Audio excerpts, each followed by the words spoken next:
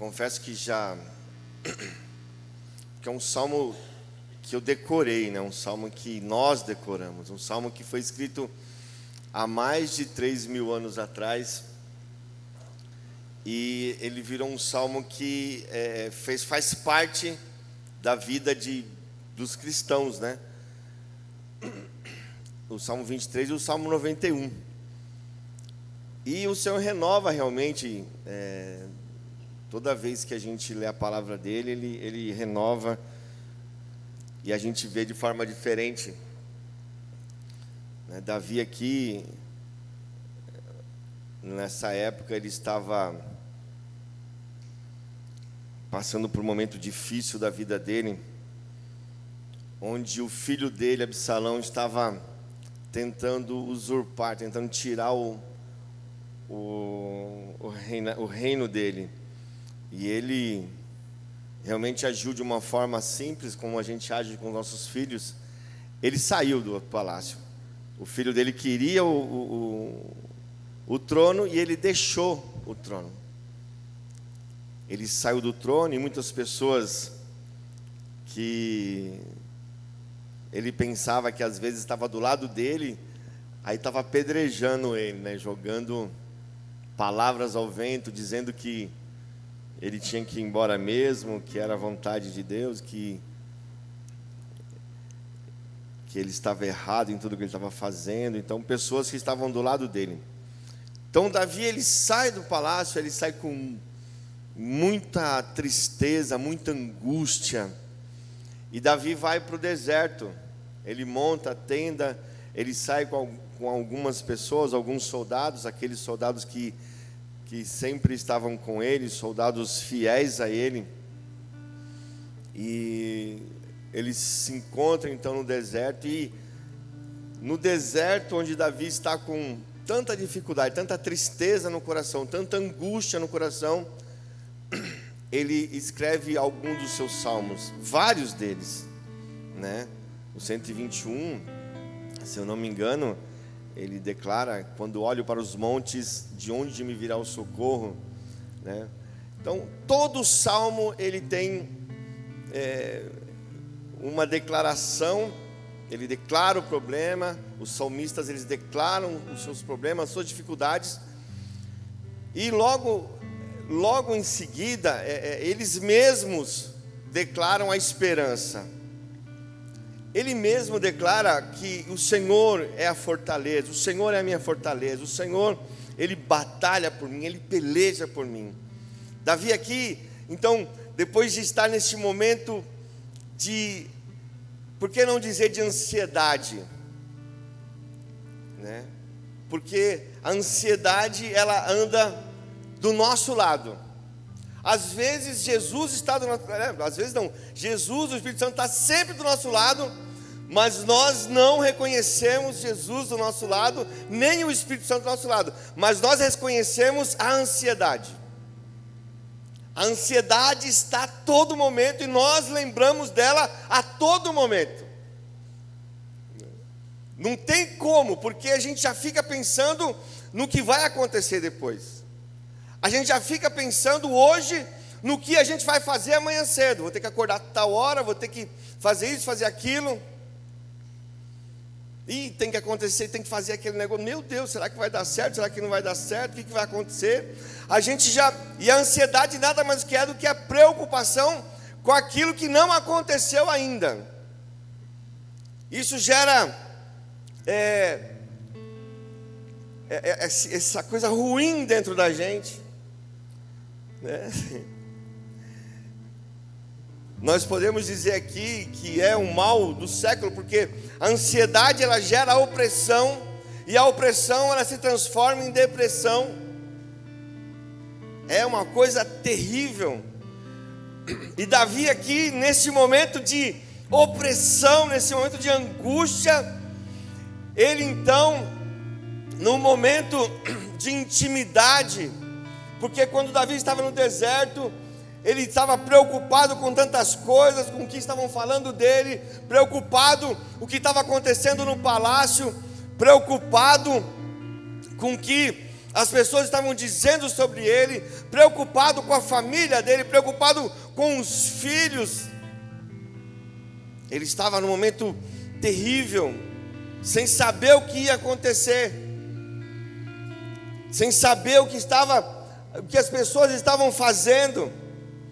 Então, ele se coloca ali no momento de intimidade com Deus, porque quando você está com essa preocupação, essa coisa que na sua cabeça que não para, né? A cabeça da gente não para de pensar, o nosso pensamento é terrível, você não descansa. Hoje eu preparei essa palavra faz uns 20 dias, essa mensagem, mais de 20 dias. E hoje à tarde eu subi no meu cantinho, né, de depressão, que é a minha churrasqueira. E aí eu, lendo aqui mais vezes, que eu já tinha feito, já tinha preparado a palavra, já estava tudo escrito aqui. E aí eu falei: Senhor, eu tenho que ministrar, eu tenho que dar vamos acertar uma lida aqui, mas eu estou tão cansado, e um calor abençoado hoje, né? Imagina. E eu deitei num sofazinho, tem um sofazinho, estava na mesa, e eu deitei no sofá, falei: Senhor, eu não estou conseguindo ler. Aí Deus falou para mim: descansa, filho. E aí eu dei um cochilo de uns 40 minutos, olha que gostoso. Como é gostoso, irmão, você dar uma dormida de 40 minutos. É, Augusto? Tenta fazer isso, irmão, quando você estiver assim, sabe? E lendo ali, eu entendi o que Davi estava passando, mas ele entra num momento de intimidade com Deus, não de religião, não de falar coisa, porque a gente pensa às vezes, quando falar com Deus, a gente tem que programar o que a gente vai falar com Deus, programar como a gente vai orar. A gente quer orar como os grandes estudiosos, os grandes inteligentes oram, mas o que Deus quer é que você fale: Senhor, eu estou cansado, eu estou com sono. E aí eu dormi. E entendi que nada melhor do que você entrar no propósito, entrar no que Deus quer. E aí eu entendi o que Davi estava passando, porque ele estava num momento tão terrível no deserto ali, e ele começa então a lembrar das coisas que passaram sobre a vida dele, do que aconteceu na vida dele, e ele lembra que ele cuidou das ovelhas, ele lembra que as ovelhas às vezes estavam dispersas, que às vezes elas fugiam, que às vezes elas corriam, que às vezes elas se estressavam. E ele então começa o salmo dizendo: o Senhor é o meu pastor e nada me faltará. Ele me faz repousar em pastos verdejantes. Aleluia, louvado seja o nome do Senhor. E aí então, a ansiedade, eu fiz uma pesquisa sobre a ansiedade, e a ansiedade, pelos estudiosos, os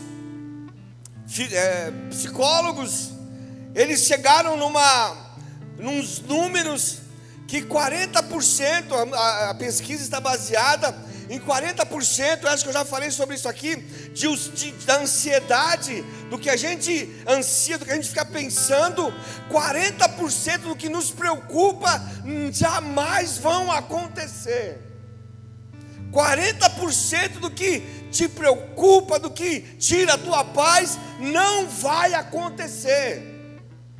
30% do que a gente se preocupa, do que tira a nossa alegria, a nossa esperança, são coisas do passado.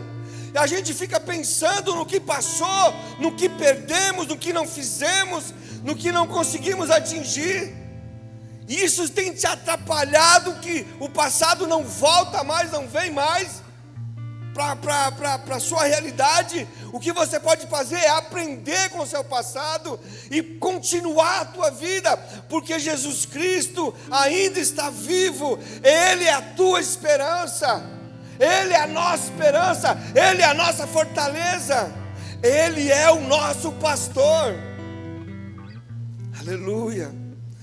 12% do que tira a nossa paz e deixa uma sensação horrível é quando nós ficamos pensando nas críticas que as pessoas fazem, nas injustiças que as pessoas fazem conosco, falam da gente, nos caluniam, as mentiras que é falada sobre nós.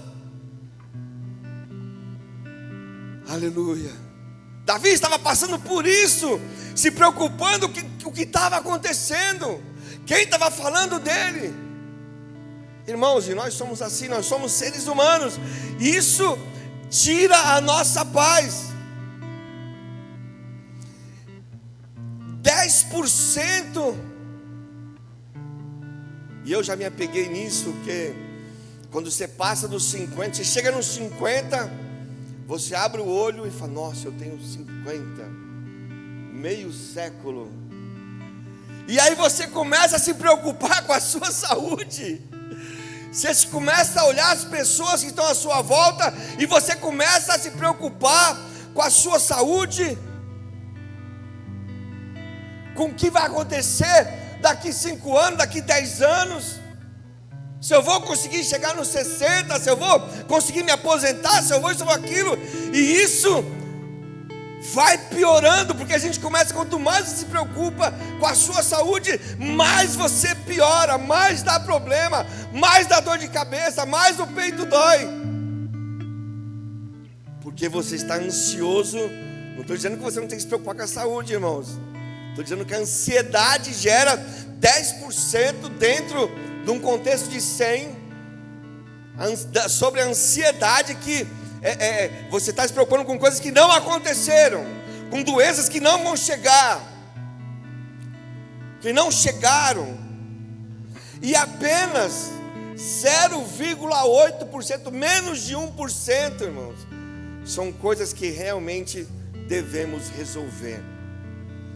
0,8%, menos de 1% das nossas preocupações são coisas que realmente a gente vai ter que resolver. Se a gente deixar todos esses 99,2% para lá, nós vamos nos dedicar mais naquilo que temos que resolver, naquilo que está em nossas mãos. Olha só o que a ansiedade faz. Olha o que Davi, naquele momento de angústia, e ele lembra de coisas que ele fez, que coisas que nos traz a esperança. E a Bíblia nos diz que nós temos que trazer à nossa memória aquilo que nos traz esperança. Mas nós não lembramos de coisas boas, lembramos só das coisas ruins, lembramos daquilo que nos feriu, lembramos de pessoas que nos machucaram.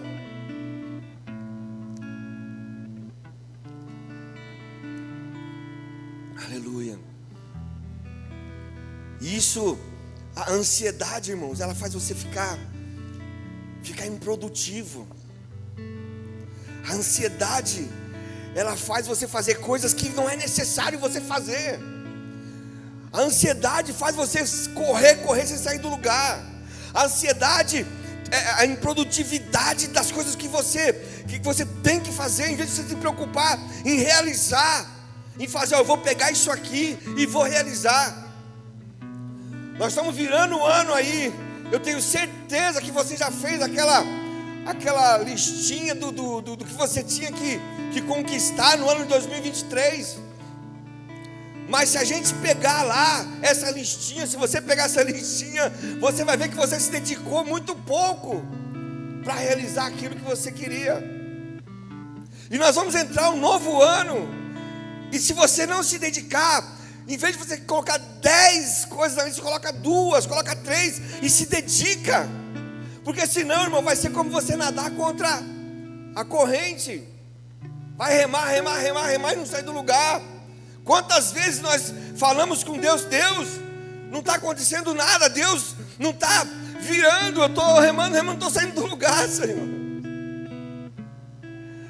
Isso se torna, a ansiedade ela se torna irracional, ela nos prejudica, ela aumenta os problemas.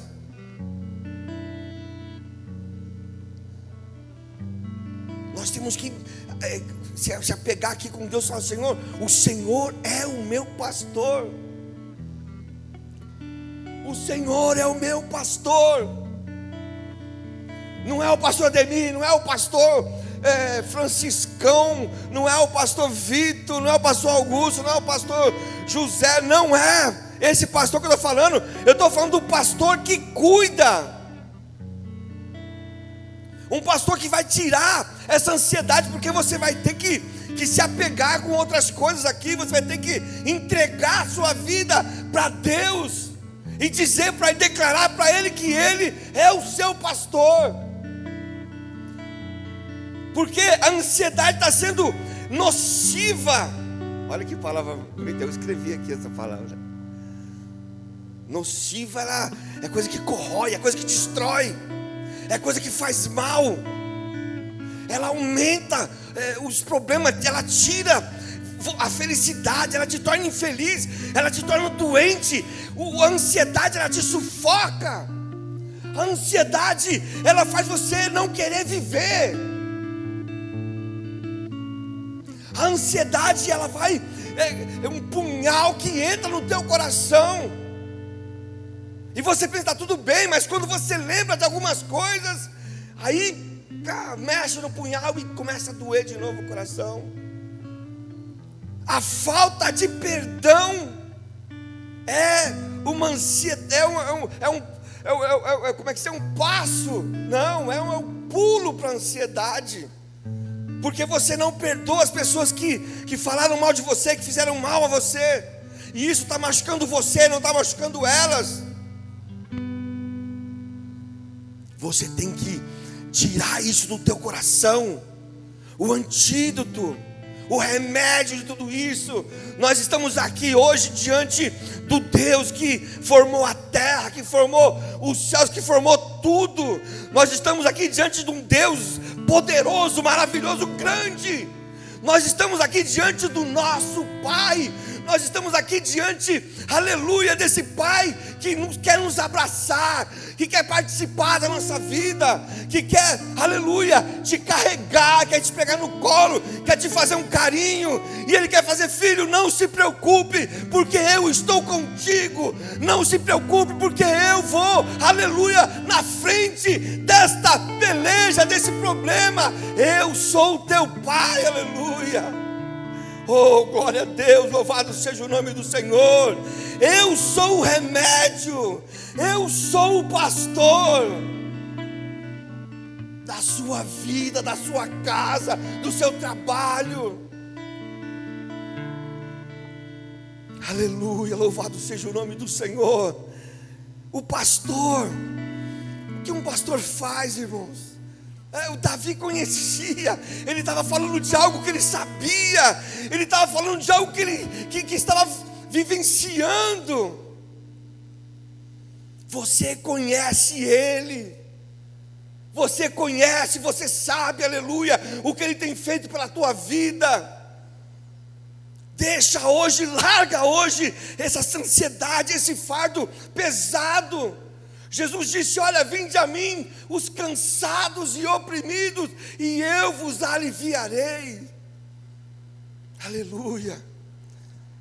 O pastor supre a necessidade, né? Ele é aquele, como é que é aquele louvor que tem, que fala que ele é o Jeová Shalom, né? Que Jeová Jiré, o Jeová Jiré que tira, que supre a nossa necessidade. É, amor, esse, né? Ele supre toda a tua necessidade. Ele te protege, irmão. O pastor das ovelhas protege as ovelhas. Jesus, ele diz que o pastor conhece a voz, a ovelha conhece a voz do pastor, César.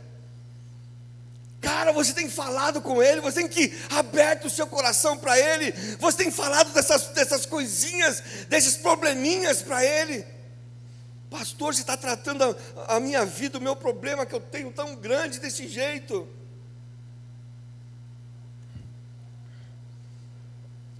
Tô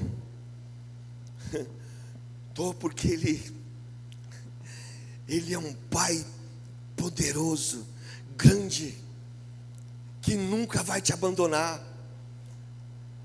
Ele disse, olha, ele diz que ele amou o mundo de tal maneira, cara. Ele amou você de tal maneira. Ele nos amou de tal maneira que entregou o seu único, o seu próprio filho, a sua carne, para que fosse, aleluia, transpassada a espada, que fosse sofresse na cruz do Calvário, derramasse seu próprio sangue, um amor que ninguém pode fazer, algo que ninguém pode fazer. O pastor, aleluia, que te guia, o pastor que te corrige também, porque às vezes não é do jeito que a gente quer, não é da maneira que a gente quer, mas ele te conhece, ele sabe até onde você pode chegar. Ele é o grande eu sou. Ele é o Deus eterno. É um nome que está sobre todos os nomes. Cara, nós não conhecemos Deus, não conhecemos Ele. Porque se nós conhecêssemos Ele, nós estaríamos numa situação mais confortável hoje. Com os problemas, sim, com os problemas, mas confiante. O que ele fala? Mateus 6,33: buscai primeiro o reino de Deus. Antes disso, ele começa a falar para que nós não andássemos ansiosos com o que havíamos de comer, com o que havíamos de vestir, porque ele, os pássaros, as flores do campo, tem tudo, tem alimento, tem a beleza, os lírios. E aí depois ele fala: buscai primeiro o reino de Deus e a sua justiça, e as demais coisas vos serão acrescentadas. O pastor, ele cuida do rebanho, e o rebanho conhece a voz do seu pastor. Ele fala no Isaías 40, ele fala: olha, como o pastor cuida do rebanho, assim também o Senhor cuidará do povo, do seu povo escolhido. Se você está aqui, irmãos, é porque Deus te escolheu. Se você está aqui, é porque Deus tem algo na tua vida. Se você está aqui, é porque Deus quer transformar, quer mudar, quer te abençoar. Se você está aqui, é porque Deus tem algo grande na tua vida. Isso não quer dizer que Deus fará todas as suas vontades, né? Não vai fazer tudo o que você quer. Isso é egoísmo também. Às vezes nós queremos tudo. Se Deus é isso mesmo, então eu vou querer tudo. Não, conforme a vontade dEle. Quem é o seu pastor? Davi disse aqui, ó: o Senhor é o meu pastor, e nada me faltará. Quem é o seu pastor? Eu quero te encorajar hoje a você declarar que Jesus é o seu pastor. Eu quero te encorajar a você aceitar Ele como seu pastor, aceitar Ele na tua vida, para tirar toda a ansiedade, para tirar toda essa preocupação, para você entregar tudo que te oprime, todos os problemas. Olha, irmãos, eu não quero dizer, porque se você trabalha, se você tem chefe, se você tem o diretor, você sabe que tem regras, você tem que seguir as regras do cara. Ele fala como que ele quer trabalhar e você vai trabalhar do jeito que ele quer. Você vai fazer do jeito que ele quer. Então não adianta a gente querer seguir a Cristo, não adianta dizer que Jesus é o nosso pastor e a gente querer viver do mesmo jeito, fazer tudo aquilo que a gente fazia antes de conhecer a Ele. Tem que ter transformação, tem que ter mudança, tem que ter regras. Nós temos que reconhecer, porque o pastor, ele conhece as ovelhas que reconhecem Ele como o Deus Todo-Poderoso, que confiam nele, que sabe aonde Ele pode chegar, que reconhece que Ele pode, às vezes, não dar o que a gente está querendo agora. Quantas vezes nós passamos por problemas e nós não vemos a solução na hora? Tantos problemas que eu passei na minha vida, irmãos, e há consequências. Quando você faz coisa errada, há consequências, e você tem que pagar o preço, demora. Você quer mudar às vezes de profissão, você quer mudar às vezes de curso na faculdade, por exemplo. Você tem que começar de novo. O César é motorista, ele vai, vou mudar de profissão, eu vou ser vendedor. Ele tem que começar tudo de novo, e tem que se dedicar novamente no produto que ele vai vender, nas coisas que ele vai fazer, em argumentos que ele vai usar para vender. Tudo muda. Um curso, você está estudando medicina, e aí você vai fazer matemática, física, muda completamente o estudo. Então, se a gente tem essas opções de mudança, a gente tem que saber que vai demorar 5, 6 anos para que isso possa acontecer novamente, a gente possa voltar a ter o domínio daquilo que a gente está fazendo.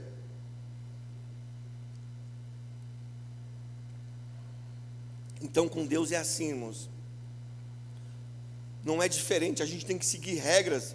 Se o Senhor é o seu pastor, você tem que se entregar para Ele, receber. Ele fala: Senhor, eu não quero andar lado a lado com a ansiedade, eu não quero andar lado a lado com os problemas, eu quero andar lado a lado contigo. Eu quero estar do teu lado,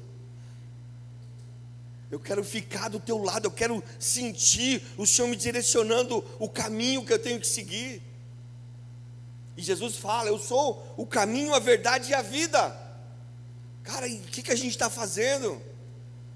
A gente já ouviu isso tantas vezes, a gente já viveu isso tantas vezes. Eu não estou falando nada de novo aqui.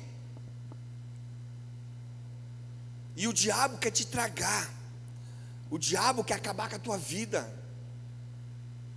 Nunca os psicólogos, depois dessa pandemia, nunca os psicólogos ganharam tanto dinheiro, tiveram tanta gente para atender.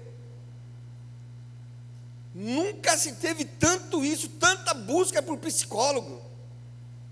Porque eu estou meio assim, vou fazer terapia. Estou muito estressado, estou brigando com a minha mulher, vou fazer terapia. Não vai passar, né, Augusto? Vai continuar, filho. Não tem que fazer terapia para isso não, querido. Senta com a sua mulher, leva ela para jantar, leva ela para fazer alguma coisa, conversa mais com ela, essa é a terapia. Nunca se ouve tantos jovens buscando, e os pais que não têm mais paciência, como eu, entrega os filhos tudo para fazer terapia. Vai fazer terapia, vai falar com psicólogo, vai não sei o quê.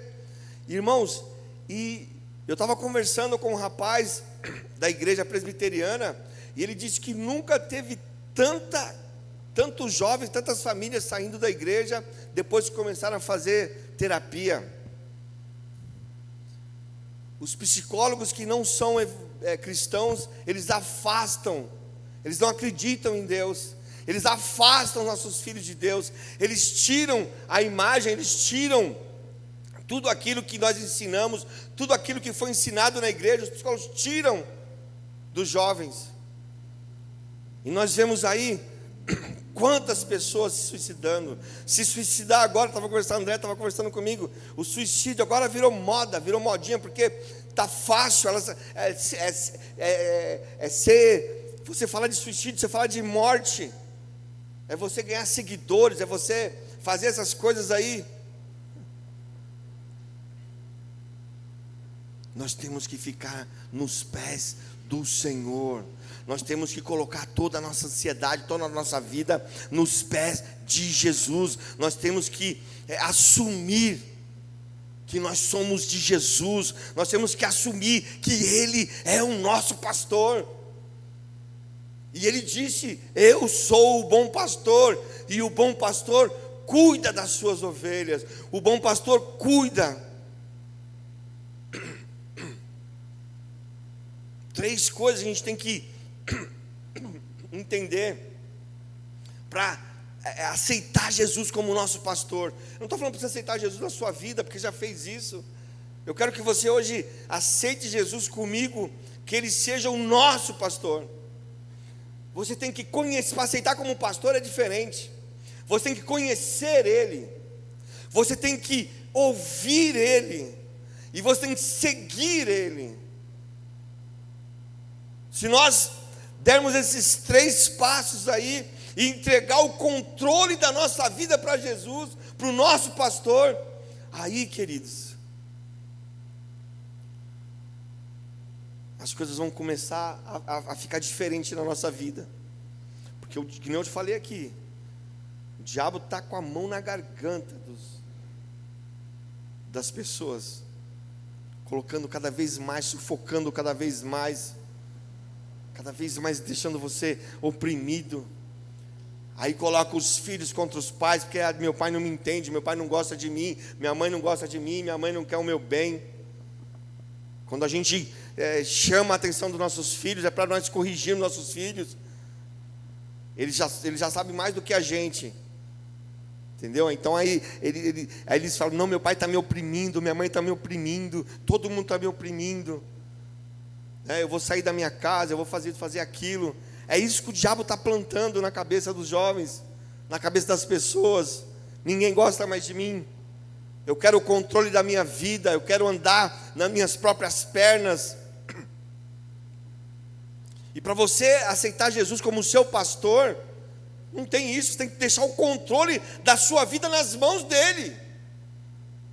O governo dele tem que vir sobre a tua casa, sobre a tua vida, sobre a tua família, sobre as tuas coisas. E aí as bênçãos do Senhor vão te seguir. Não é diferente, as bênçãos do Senhor eu quero primeiro para depois eu fazer alguma coisa, não. As bênçãos de Deus vão te seguir se você entregar o controle da tua vida para Ele. E aceitar Ele nessa noite como o seu pastor. Se coloque de pé em nome de Jesus. Andréia, louva aquele hino lá para mim, aquele: pastor, mestre, de nada tenho falta. E aí a gente encerra essa palavra, irmãos. Amém? Faça uma oração agora com esse louvor. Entrega tudo para Ele. Fala para Ele. Fala: meu pai está me oprimindo, minha mãe está me oprimindo, minha mãe não me entende, meu pai não me entende, meus amigos não me entendem, meu chefe não me entende, as pessoas não me entendem. Lança sobre Ele toda a sua ansiedade, toda a sua angústia nessa noite. Conversa com Deus aqui, o teu Pai. Abre o teu coração para Ele e fala para Ele que Ele é o seu pastor. Eu vou encerrar só lendo ele inteiro. O Senhor é o meu pastor e nada me faltará. Ele me faz repousar em pastos verdejantes. Leva-me para junto das águas de descanso e refrigera a minha alma. Guia-me pela vereda da justiça por amor do seu nome. Ainda que eu andasse pelo vale da sombra da morte, não temerei mal algum, porque o Senhor está comigo. O teu cajado, o teu bordão me consolam. Preparas uma mesa perante mim na presença dos meus inimigos. Unge a minha cabeça com óleo e o meu cálice transborda.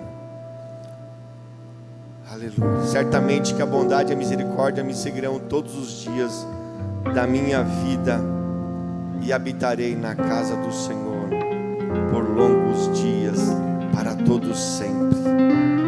Faça essa oração agora. Conversa com Deus. Ouça esse louvor e entrega a sua vida para Ele e declare: eu quero o Senhor como meu pastor.